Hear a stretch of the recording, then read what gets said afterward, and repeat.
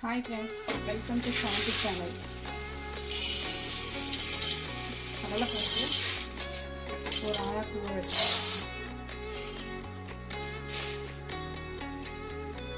தண்ணி ஊற்றி ஊற வச்சுருவேன். ஒரு அரை மணி நேரம் ஊறினா போதும். ஸ்டவ் ஆன் பண்ணிடுங்க. கடாய் வச்சுட்டு எண்ணெய் ஊற்றிக்கலாம். தேவையான அளவு எண்ணெய். குழம்பு தாளிக்கிறது.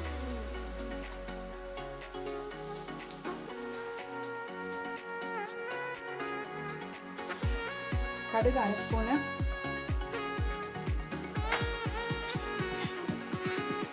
கடுகு நல்லா பொரியுதுங்க.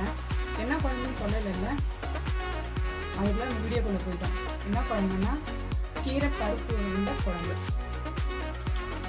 அதான் நம்ம செய்ய போகிறோம். எப்படி இருக்குன்னு பார்க்கலாம். நல்லா பொரிஞ்சதுக்கு அப்புறமா ஒரு அரை ஸ்பூன் வெந்தயம் சேர்த்துக்கலாம்.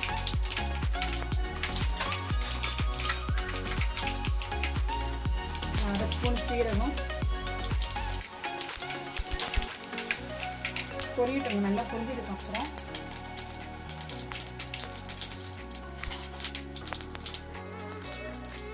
3 வெங்காயம் கட் பண்ணி வச்சுருக்கோங்க.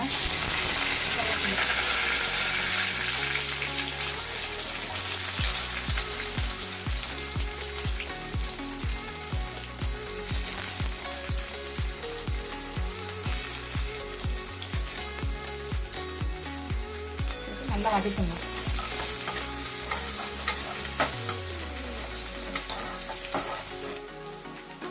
ஒரு 7 பல்லு பூண்டு போட்டுக்கோங்க. உரிச்சு வச்சு நல்லா வதக்கிட்டோம்.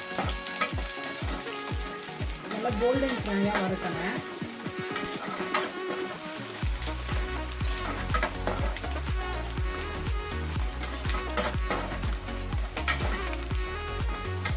நல்லா பொன்னிறமாக வதங்கினதுக்கு அப்புறமா தக்காளி சேர்த்துக்கலாம். தக்காளி 3 சேர்த்துருக்கேங்க நான்.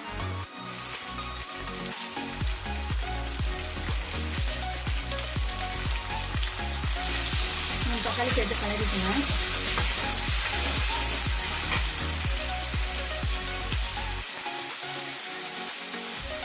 மஞ்சள் தூள் ஒரு அரை ஸ்பூன் சேர்த்துக்கோங்க.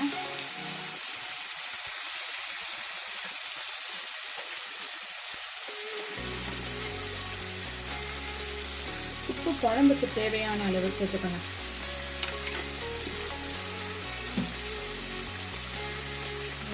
நல்லா தக்காளி நல்லா வதங்கி வரக்கணும். வதங்கி வந்ததுக்கு அப்புறம் பார்க்கலாம். இது நல்லா வதங்கிக்கிட்டே இருக்குங்க. அதுக்குள்ள நம்ம தேங்காய் அரைச்சிப்போம். பாருங்க, 3 பட்டை தேங்காய் இந்த சைஸ் இருந்தால் கட் பண்ணி போட்டுக்கோங்க.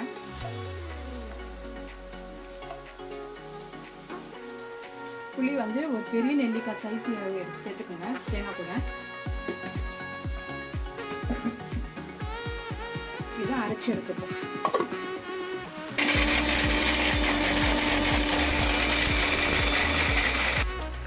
கொஞ்சமாக தண்ணி சேர்த்து அரைச்சிக்கோங்க.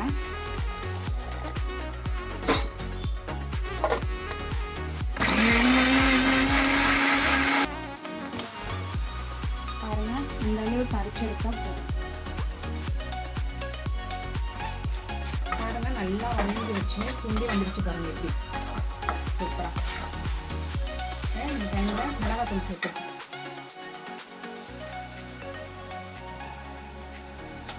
ஸ்டவ்வை சிம்மில் வச்சுட்டு செய்யுங்க.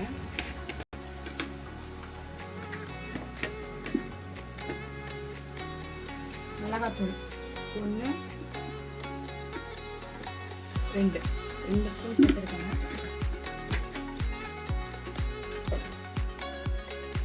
கலந்துடுங்க. நல்லா கலந்ததுக்கு அப்புறமா நம்ம அரைச்சி வச்ச தேங்காவை சேர்த்துக்கலாம். தேங்காவும் புளியும் அரைச்சி வச்சுருக்கோம்னா அதை சேர்த்துக்கலாம்.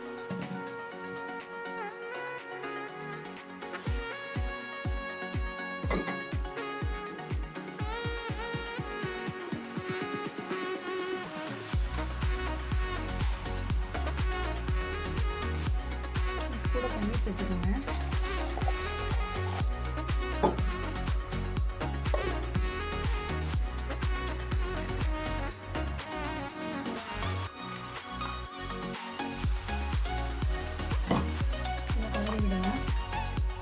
கட்டி இல்லாமல்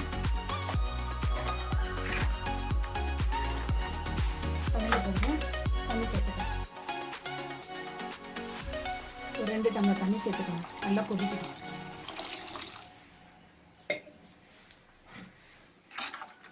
நல்லா ஒரு 10 நிமிஷம் நல்லா கொதிக்கிட்டோங்க. அதுக்குள்ள நம்ம பருப்பு அரைச்சி ரெடி பண்ணி வச்சுக்கலாம். உருண்டி 1/2 மணி நேரம் ஊற வச்ச பருப்பு நம்ம சேர்த்துக்கலாங்க. சேர்த்து அரைச்சி எடுத்துக்கலாம் மிக்ஸியில். இது 2 பங்காக போட்டு அரைச்சிக்கலாம்.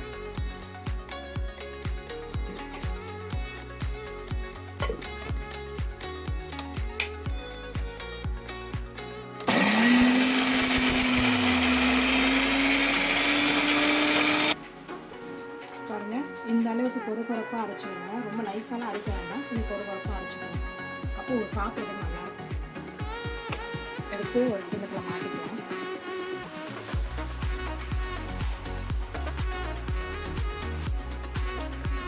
பாருங்க, எல்லாத்தையுமே அரைச்சி எடுத்துக்கிட்டேன். கடலைப்பருப்பை நல்லா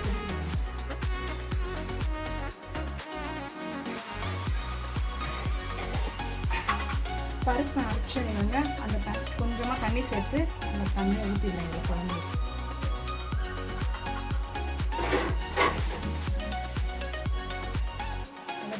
எல்லாம் கொதிக்கிட்டோம். அதெல்லாம் உருண்டை ரெடி பண்ணிடும்.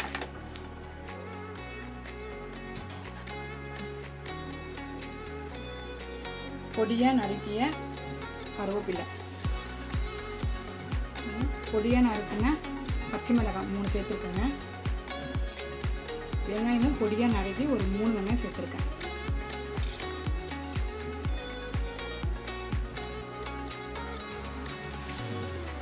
கீரையை நல்லா பொடியாக நறுக்கி வச்சுருக்கேன். பாருங்க, அரைஞ்சி வச்சுக்கேன். மாவோட சேர்த்துக்கோங்க. கடலைப்பருப்பு,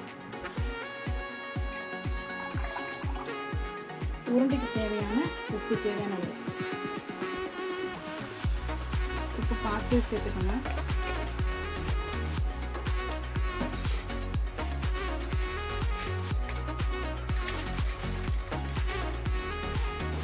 சோம்பு ஒரு 1/2 ஸ்பூன் சேர்த்துக்கோங்க.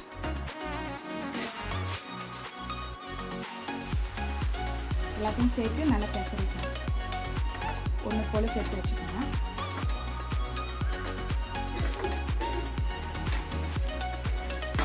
அதெல்லாம் நல்லா பிசைஞ்சாச்சு. இப்போ இதை சின்ன சின்னதாக உருண்டை பிடிச்சி குழம்பு போட்டுக்கலாம். வாங்க.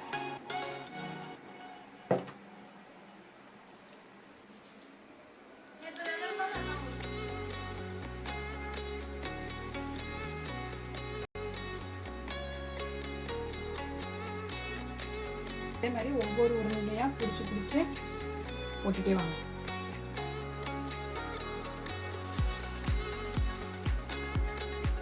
வேண்டாங்க, அப்படியே போடலாம். போட்டு ஒரு 10 நிமிஷம் கலராமல் அப்படியே விட்டுடுங்க. அதுவே வெந்து மேலே வந்துடும்.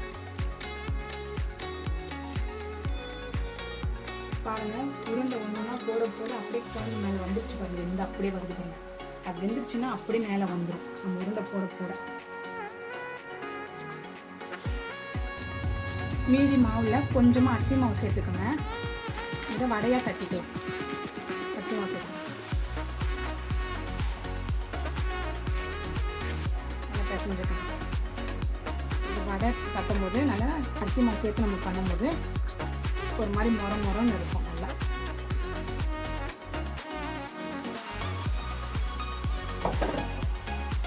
அப்படியே ஒவ்வொரு உருளைங்களா மேலே வந்துச்சுங்களா, அப்படியே லைட்டாக கலரி விடுவோம்.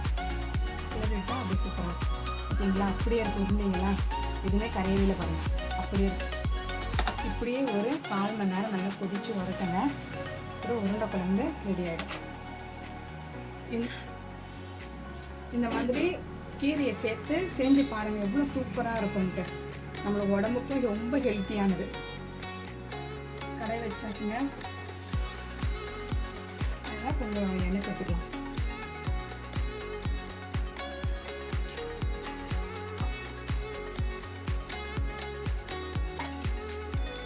அதுக்கப்புறமா ஒரு வாழை இலை எடுத்துக்கலாம். அது ஒரு உருண்டை எடுத்து இதில் நல்லா கட்டிடணும். மெலிசா வேணால் மெலிசா போடுங்க, திக்காக வேணால் திக்காக போட்டுக்கணும்.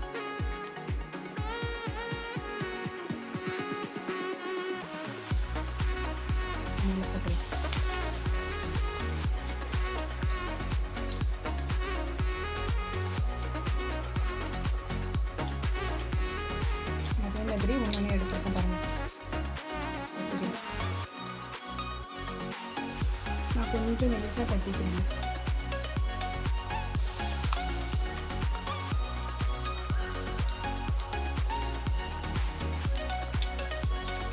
அப்படி கொஞ்சம் திருப்பி போடலாம். பொறுமையாக திருப்பி போட்டுக்கணும் ஒவ்வொன்றும். இந்த மாதிரி செஞ்சு பாருங்கள், எவ்வளோ சூப்பராக இருக்கும்ட்டு. நம்ம வீட்டில் இருக்க குட்டீஸ்க்கெல்லாம் இந்த மாதிரி செஞ்சு கொடுக்கலாம். பாருங்கள், நல்லா வெந்துருச்சு. இந்த கலர் வந்தோடனே எடுத்துருங்க. நல்லா மொறுமொறுன்னு இருக்கும்.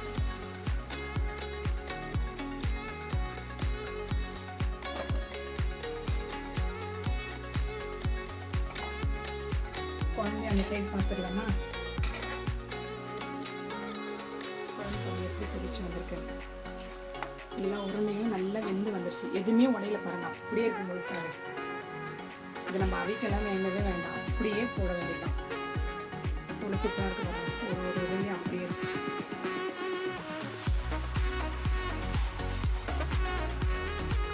அவ்வளோதாங்க.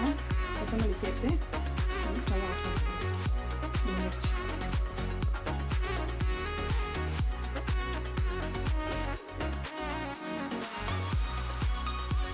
இன்னைக்கு நம்ம வீட்டில் கீரை உருண்டை குழம்பு, கீரை வடை சூப்பராக ரெடி ஆயிடுச்சுங்க. அடுத்தது நம்ம பாவக்காவை பொரிச்சிடுவோங்க. பாவக்காய் பாருங்க, இந்த ரவுண்ட் ரவுண்டாக கட் பண்ணி வச்சுருக்கோம். அதுவும் ஒரு கிண்ணத்தில் சேர்த்துக்கலாம்.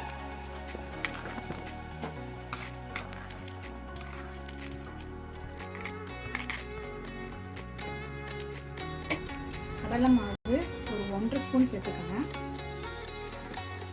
1.5 ஸ்பூன்.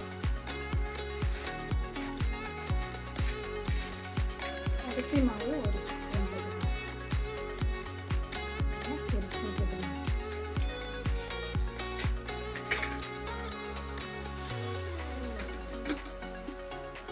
காரத்துக்கு ஒரு 1/2 ஸ்பூன் மிளகாத்தூள் சேர்த்துக்கோங்க.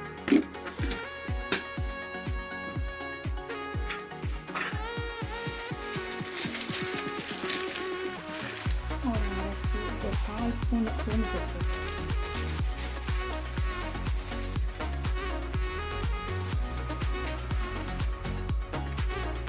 உப்பு தேவையான அளவு.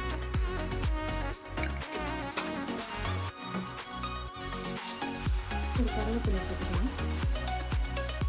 போட்டு பிசைஞ்சிக்கலாம். தண்ணியை கொஞ்சம் கொஞ்சமாக சேர்த்து பிசைறாங்க. கொஞ்சம் கொஞ்சமாக தெளித்து பிசைஞ்சிக்கலாம். ரொம்ப தண்ணியாக இருக்கக்கூடாது.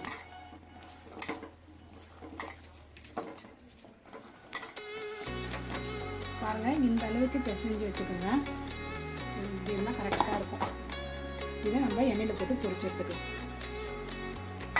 எண்ணெய் வச்சுட்டு எண்ணெய் ஊற்றிக்கோங்க. கொஞ்சமாக ஆயில் சேர்த்துக்கோங்க.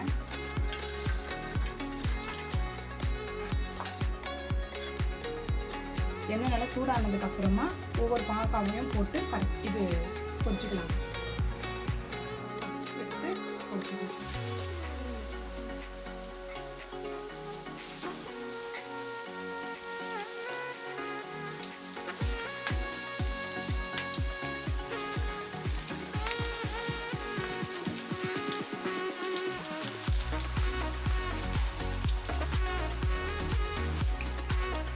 திருப்பிக்கலாம். திருப்பி போட்டுக்கலாம்.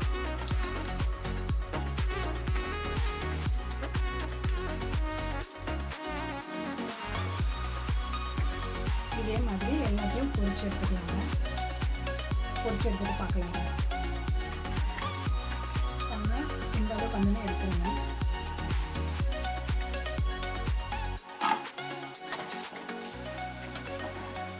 பாவக்காய் ஃப்ரை ரெடி ஆயிடுச்சு.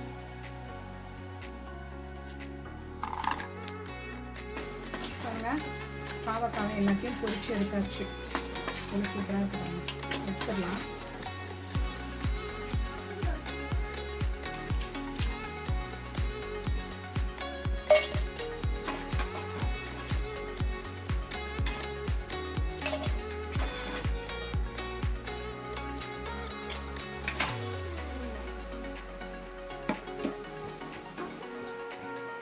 பாவக்காய் சூப்பராக ரெடி ஆயிடுச்சு. சூப்பரான உருண்டை குழம்பு சூப்பராக இருக்கிறாங்க. அப்படியே இருக்குங்க, கரையில் எதுவுமே அப்படியே இருக்குது. அதுக்கப்புறம் பாவக்காய் வறுவல், வடை, கீரை வடை. நம்ம வீட்டில் சூப்பரான கீரை உருண்டை குழம்பு